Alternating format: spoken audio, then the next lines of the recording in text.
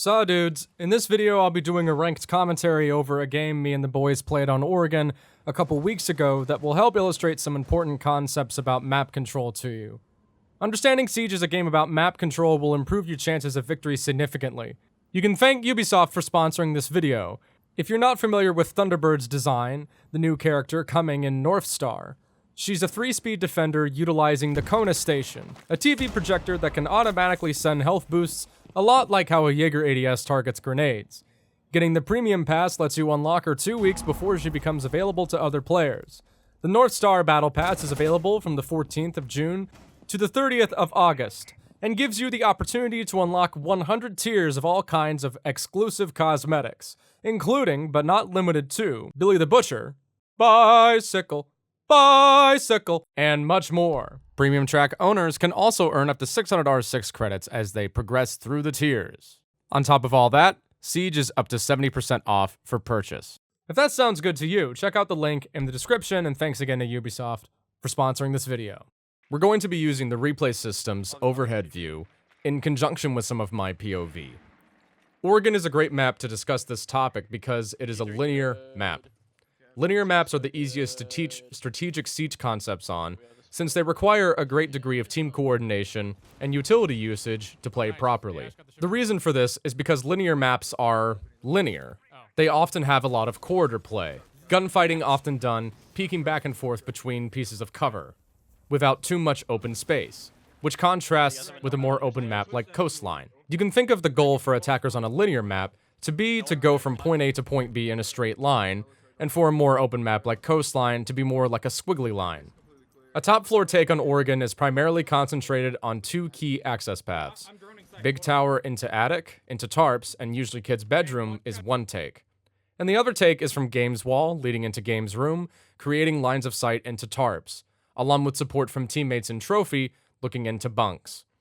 You can see how the pie, in a metaphorical sense, is sliced on the bomb sites.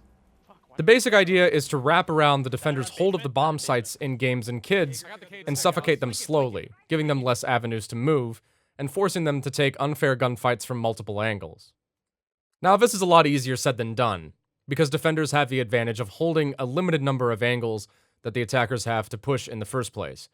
So a smart attacking team wants to create as many lines of sight as possible to pressure these defenders off of their spots.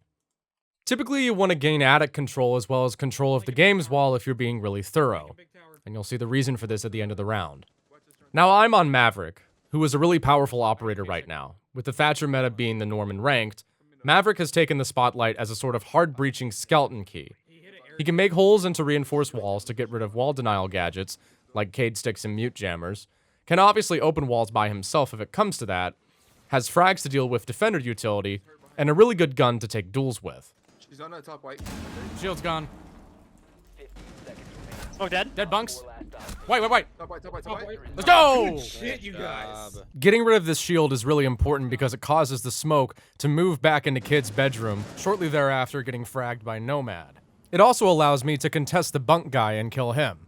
We all keep pushing the envelope, and then the bandit can't possibly win a 3v1 if he has 3 people aiming at him from different angles. The suffocation analogy is a bit morbid, but I think it's a good way to describe it. Let's go to defense and explain what I mean by keeping map control, as opposed to obtaining it. Also, here's a quick tip for Maverick. If the angle is too sharp for you to get the Cade Stick, you can always use a grenade too. Maverick over here. Got the electric claw. Watch this clip, and then I'll show the top-down perspective. Harry Potter? This is why freezer control is so useful on this site. It provides a very much needed second line of defense. Now that we're up in man count, I decide to go for a risky play. Harry Potter In dead. bunker again. Ace dead, bunker. Nice. He's gonna use a push right Taking bunker without some kind of vertical control is extremely hard, because it's a huge choke point. See how the attackers only have 2 ways of getting into the site? It's basically a kill zone. And the reason I can get away with this play is because they didn't get hatch control. If this hatch above me is open as someone is looking at it, I don't get to make these plays. This is why sometimes the wall behind me here is reinforced. In some circles, it's called Shaiko wall because Shaiko, the pro player, likes to play really aggressively off of this spot. Now here's an example of what happens when you spread your defense too thin and don't really look at anything important. Now I try to get rid of the shield again that you saw at the beginning of the video, but it's covered up by an ADS, and nobody's looking at kid's bedroom window for some reason, which makes it really difficult for the smoke to hold this.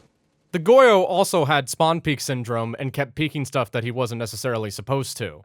You can start to see the collapse happen as more and more people fall down.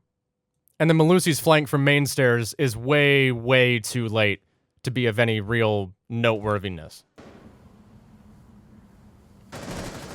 And then I get to pad my stats a little bit. I plan to do a more thorough video concerning map control in the future, but hopefully this will give you guys some basic ideas of what it means to obtain it and what it means to keep it. If you guys want to see more analytical Siege content like this, let me know, and thanks again to Ubisoft for sponsoring it. I'll see you guys in the next one. Deuces.